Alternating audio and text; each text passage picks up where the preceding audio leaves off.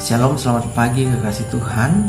Pagi ini kita merenungkan satu bagian firman Tuhan yang saya ambil dari Ulangan pasal yang ke-11 ayat yang ke-22. Ditulis demikian: Sebab jika kamu sungguh-sungguh berpegang pada perintah yang kusampaikan kepadamu untuk dilakukan dengan mengasihi Tuhan Allahmu, dengan hidup menurut jalan yang ditunjukkannya, dan dengan berpaut padanya. Kekasih Tuhan, dalam bacaan ini ada 3 perintah yang harus kita lakukan. Yang pertama adalah berpegang pada perintah Tuhan. Apa perintah Tuhan untuk kita lakukan?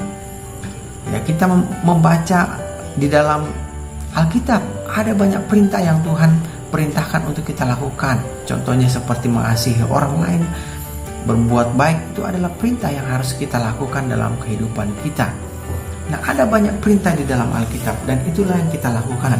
Kemudian yang kedua adalah mengasihi Tuhan dengan segenap hati. Kita mengasihi Tuhan tidak setengah-setengah, tidak setengah hati, tetapi kita harus mengasihi Tuhan dengan segenap hati kita, segenap jiwa kita. Dan itulah perintah Tuhan. Dan yang ketiga adalah menurut jalan yang ditunjukkannya. Nah, menuruti apa yang menjadi perintah Tuhan, jalan yang mana yang harus kita ikuti, jalan mana yang harus kita jalani. Saudara kekasih Tuhan, tanpa kita mengikuti apa yang diperintahkan Tuhan di dalam kehidupan kita, maka kita akan tersesat. Maka kita akan bisa terjatuh ke dalam berbagai macam pencobaan, bahkan bisa jatuh ke dalam dosa.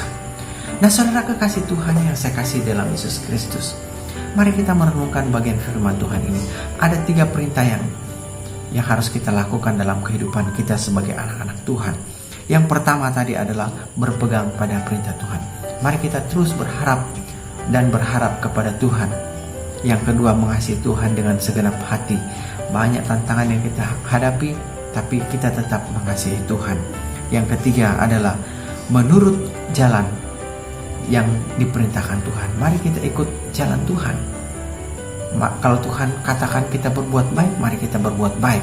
Kalau Tuhan katakan kita rajin membaca Alkitab, kita membaca Alkitab. Itu adalah jalan yang Tuhan tunjukkan. Biarlah melalui firman Tuhan hari ini menopang kita untuk kita terus berharap dan bersandar kepada Tuhan. Amin.